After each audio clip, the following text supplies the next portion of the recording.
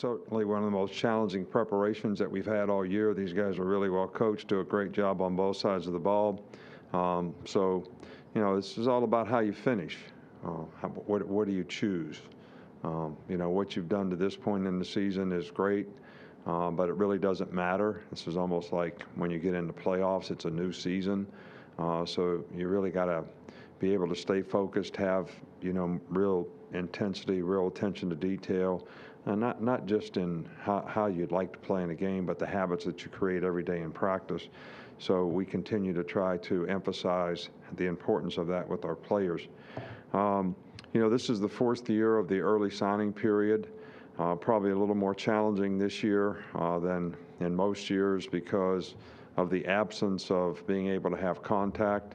But a lot of people did a really, really good job. We recruit as a team here at Alabama. We get a lot of support in the university community. We get a lot of support in every area of our program, whether it's personal development, academic support, sports medicine, sports science, things that we do to help develop players, whether it's nutrition, coaching staff, whatever it is.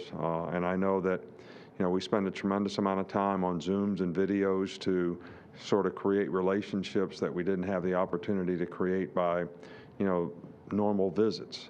But we identified the needs that we had in this class early on. I think we, got some really good players at each one of those positions. And, we're really pleased to have this group of players become a part of our program and a part of our team. So we're excited about the future. We're excited about helping them develop personally, academically, and athletically so that they can have more success in life because they were involved in the program here. Okay, Coach, we're going to start things out with Andy Staples of The Athletic. Coach, not asking you anything specific about your defense versus their offense or Florida's defense against your offense, but in general, why is it so difficult to defend the wheel route?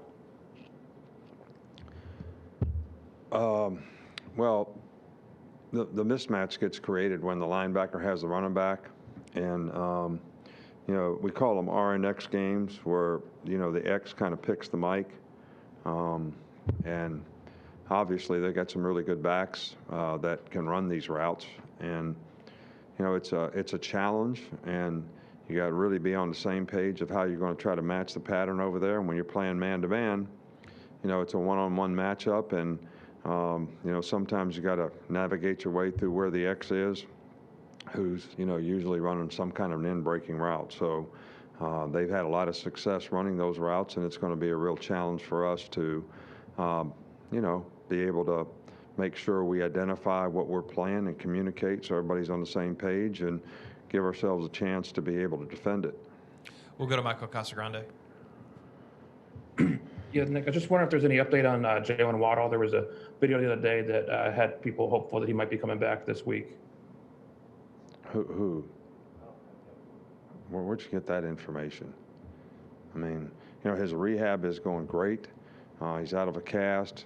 He's out of a boot. He walks. He's running on a treadmill. I think he's making good progress day to day. He's not practicing, so I don't know where you get your information from. But, we haven't ruled out the fact that as he continues to develop that, I think he's hopeful that he can come back and play, and we'd love to see him come back and play at some point, but it's certainly not now. Yes, we'll go to Cecil Hurt next.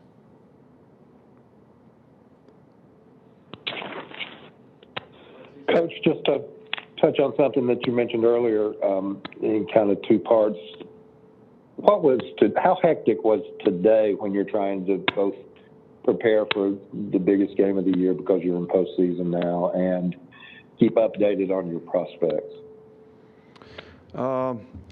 Today's difficult when you have a game, this week to really focus that much on recruiting. I think the coaches did a really good job of, preparing for practice, continuing to do the things they needed to do, but stay in contact with all the players. So we didn't have any issues, today in terms of guys that we thought were coming. They all signed and came. I continue to have, Wednesday and Thursday as my, phone call, video setups and all that. So I'll continue to do that tonight. But, you know, it's more difficult, but it's manageable, and we didn't have a lot of guys that were vacillating. These guys, for the most part, have been committed for, you know, quite some time now, and they were very pleased and happy with the decision they made, so we didn't have any issues.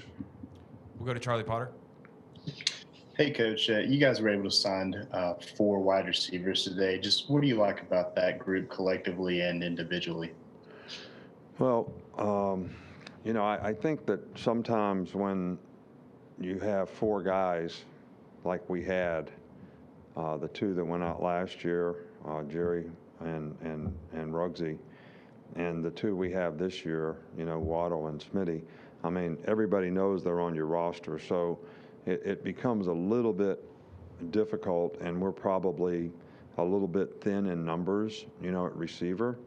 And knowing that there's the potential where we'll lose a couple more guys this year, you know, we thought it was really important for us to sign a minimum of 3 wide receivers, and you know, we were happy to get 4. So, you know, these guys are of different types, and you know, I've talked about receiver, the position before. It's kind of like a basketball team.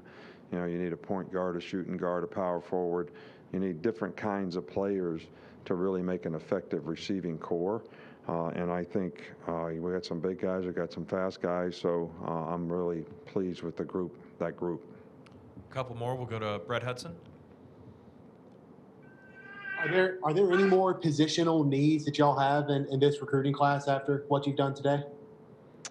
You know, if there's still players out there that are available, and you know, I think you guys know the rules in terms of how many guys we can take. All right, so you know, we'll manage it the best we can, but I think at this point, if we can get a really, really good player, we would certainly be pleased to be able to do that. Go to Tony, and then we got one follow-up with Charlie to finish things up. Yeah, Nick, I've got 2. Could you please break down the 2 guys that committed today, Coat and Early? Coat and Earl. I'm sorry, I couldn't hear the question. The 2 guys that committed today, Coat and Early, or Early, I don't know his name, sorry. Coat, the kid from Palm Vero Beach, and then Earl, the wide receiver out of Texas. Yeah, well, we've been recruiting these guys for a long, long time, and I think both guys, you know, started several weeks ago sort of showing a little more interest, maybe not being satisfied with where they were in their recruitment or whatever. So we were pleased and happy to get both those guys. We think they're both really, really good players, really good people, great families. So we're excited about those 2 guys for sure. But you know, you know, those are 2 guys that we've had discussions with in the last, you know, couple weeks that were still up in the air. And then, you know, when you hear another coach say that they're going to beat you in the recruiting trail, does that give you any extra motivation as a head coach yourself? No, I don't really. We don't worry about other schools. We don't talk about other schools in recruiting. We don't get stimulated or whatever by what they say or do. You know, we have a process of how we do things here. We got a lot of people who contribute to that process, and it's worked well for us in the past. We try to create a lot of value for players, whether it's in personal development, academic support, and the success they have in developing a career off the field, the success that they have in being able to develop a career on the field. So, you know, those are the things that we sort of try to focus on, is the culture of the program and how it's going to help them be successful and have a chance to be more successful in life. So none of that. Look, I'm not on the internet. I don't hear all that stuff out there, so I don't even know what you're talking about, to be honest with you. But so my motivation must be coming from someplace else. And it's because we want to have a good team. We want to continue to have a good team. We want to have character, quality people in our organization who represent our program. And I'm pretty pleased that that's been the case for a long, long time around here. Coach, and we're going to follow up one last one with Cecil, and we'll be done.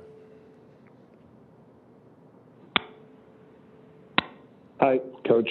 Can we get a practice status update on Christian Harris and Evan Neal this week? Have they kind of I overcome? cannot understand what. Christian Harris and Evan Neal update. Yeah, Evan Neal, you know, we're hopeful if he continues to make progress, he will be available for the game. Christian Harris did practice today. I think the thing with Christian Harris will be, does he think he's functional enough to go out there and do his job? But he did everything in practice today, so we'll just have to wait and kind of see. You know, with these injuries, it's kind of day to day. How sore does he get? Is he going to make more progress tomorrow? So, in both those cases, I would say that, you know, those guys are questionable to some degree, but both have a chance to be ready for the game on Saturday. All right, thanks, Coach. All right, thank you.